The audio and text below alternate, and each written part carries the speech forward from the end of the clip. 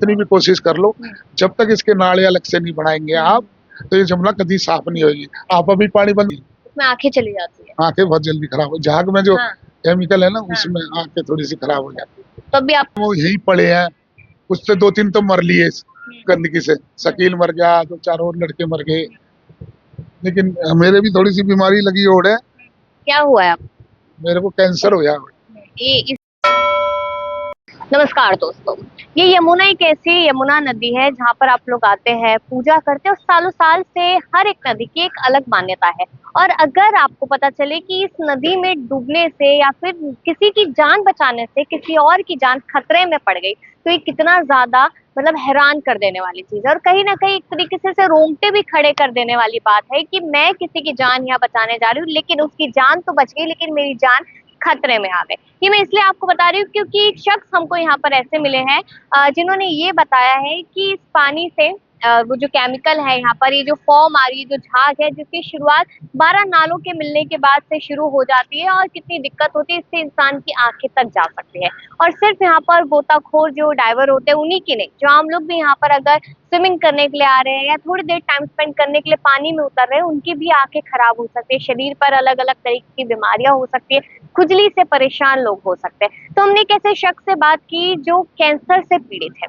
उन्हें ये बात अच्छे से नहीं मालूम कि कैंसर कैसी वजह से हुआ है, लेकिन हाँ, जो उनको दिक्कतें और हो रही है वो कहीं ना कहीं ये कारण है। और वो उन्होंने बताया कि उनकी जिंदगी उनके दादा के टाइम से लेकर उनके जो बच्चे हैं, बच्चों के बच्चे हैं, उनकी जिंदगी भी यही इस पानी में ही गुजरी है और गुजरती हुई नजर आएगी। क्योंकि आपको मैं ये भी बताना चाहती हूँ कि वो शख्स ऐसा है जिनके बच्चे को राष्ट्रपति अवार्ड भी मिल चुका है डाइवर में, लेकिन उसने अपना करियर इसी में चुनने की कोशिश की। वो आगे बहुत कुछ कर सकता था जिंदगी में, एक अच्छी नौकरी पा सकता था, अच्छा पैसा कमा सकता था, लेकिन पूरे परिवार ने ये ठाना है कि हम लोगों की जान बचाए। क्योंकि उन्होंने बताया कि आसपास के ऐसे बहुत सारे इलाके हैं जहाँ पर ये नदी बहुत पास पड़ती है और लोग अपनी छतों से कूद जाते हैं लड़ाई झगड़े के बाद, लेकिन उनकी जान यही लोग बचाते नजर आते हैं। तो चलिए आप वो इंटरव्यू सुनिए जिसमें ये जो शख्स है क्या कुछ कहते हुए नजर आए। क्या नाम है सर? मेरा भोला गोताखोर। बोला जी, कितने समय से आप यमुना में? ये हमारे दादा, फिर पिताजी, फिर उसके बाद मैं, 3-4 पीढ़ी हो गई। हम यही मतलब पढ़े या कहे, स्कूल से आके यहीं सीखा। पुल भी नहीं थे तो जमुना इतनी साफ थी, घर से दिखती थी, बहुत अच्छा पानी था।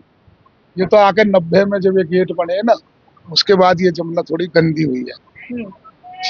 तो 90 के बाद से धीरे धीरे करके गंदी हुई है। तो तब भी आप, जैसे आपने बताया कि दादा के समय से ही गोताखोर थे आपके परिवार में, तो अभी भी कितने समय से आप, अब आपके बाद भी कोई और है ऐसा? मेरे बेटे हैं, मेरे बेटे को राष्ट्रपति अवार्ड मिला है तो इराकी में ही, गोताखोर सागर कश्यप। और पोते ने भी सिखा दिया, बेटी, मतलब मैं सबको, मैं नदी के, मेरा घर जो घर है ना नदी के धोरे है, तो वहाँ हर कोई आदमी किराएदार रहते हैं ना, तो लड़ाई हो जाती है तो भक्के उसमें कूद जाते हैं जब नहर, तो फिर हम बचा लेते हैं उनको। तो मेरी तो इससे बह खुल गई। जब शुरू में बदरपुर थाना था ना, जब वो, तो मैंने एक लाश निकाली तो मैं 1 महीना नहीं सोया, तो मैं डर रहा था। उसके बाद मेरे पापा बोले कि भाई तो मट्टी, इससे क्या डरना, फिर मेरी बह खुल गई। उसके बाद तो मेरी हैबिट होगी, अब मैं डरता नहीं। अब पानी चाहे गंदा हो चाहे काला हो, तो हमें तो कूदना ही है, ड्यूटी हमारी यही है, बचाने की। तो पानी साफ हो गंदा हो, तो इससे आपको कभी मतलब ऐसा लगा कि पानी गंदा है तो मेरे को या मेरे बच्चों को या मेरे पिता को बीमारी हो सकती है? क्योंकि गंदगी है तो गंदगी से कहीं ना कहीं शरीर पे कोई बीमारी अंदरूनी। देखो मैडम, नया आदमी नहाएगा ना इसमें तो उसके एलर्जी हो जाएगी। ये तो शुक्र है अब के, मैं देख रहा हूँ कि काफी दिन में आपके 25 में जो जमुना थोड़ी साफ है। ये भी इसलिए है कि ऊपर से पानी आ रहा है, क्योंकि हमारे तो सब जीव मर जाते थे इसमें और बहुत गंदी हो जाती थी। लेकिन अब के थोड़ा सा सही है।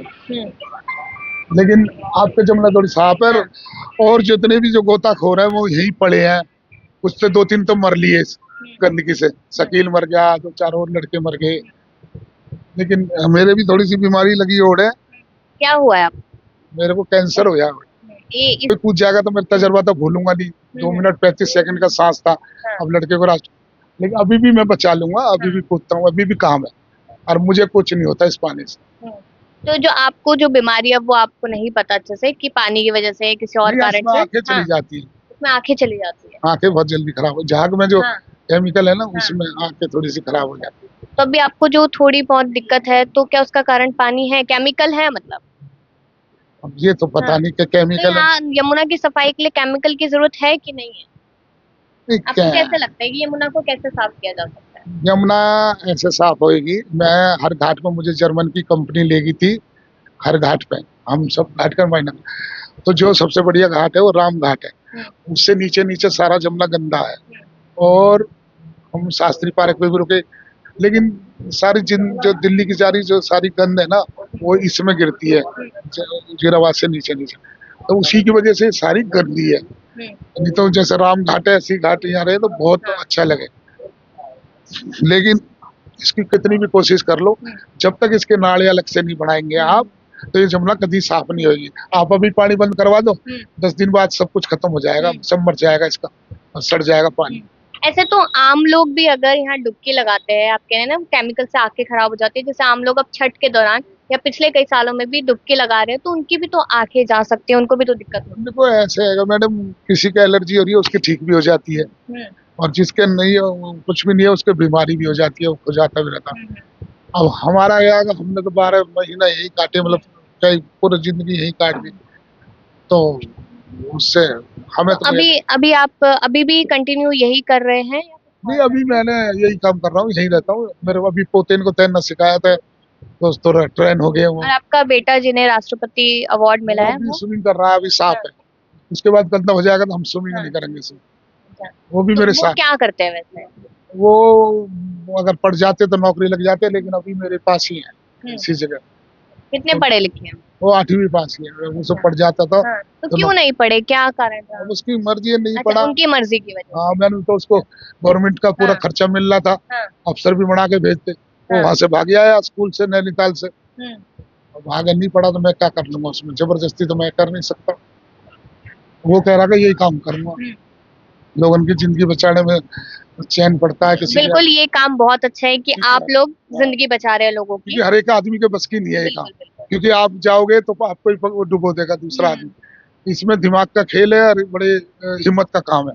एक बार तो हम भी जाएंगे तो करंट लगता है, उसके बाद हमसे ले आते हैं। कितनी देर तक का उसमें रहने का होता है? आपने बताया 2 मिनट। मुझ में 2 मिनट 35 सेकंड सांस तक आप लोग रोक सकते हैं? हाँ, वो हमको पड़ता, हम नीचे बैठ जाते हैं, तो वो अपने आप ही छोड़ के हम ऊपर आ जाते, फिर हम उसे निकाल लाते। तो अभी और पिछले कई सालों में यमुना में साफ कुछ अंतर नजर आ रहा है? देखो मुझे तो अब की साल थोड़ा अंतर नजर आ रहा है, और आगे देखो कितना झाग होता है? लगभग पूरी यमुना भरी रहती है? 1 फुट 8 फुट, अगर उसमें आदमी गिर जाए, कोई जानवर गिर जाए, नहीं बच पाएगा। जब ये इतना खतरनाक है? हाँ, जब ये पुल बन रहे थे तो इतना इतना ऊंचा पहाड़ हो जाता था, तो वो तो बहुत, और बदबू बहुत आती थी उसमें। यमुना से बदबू आती थी, इस बार बदबू तो शायद नहीं आ रही। बदबू नहीं है, वो साफ है मैडम, अब के साफ है थोड़ा।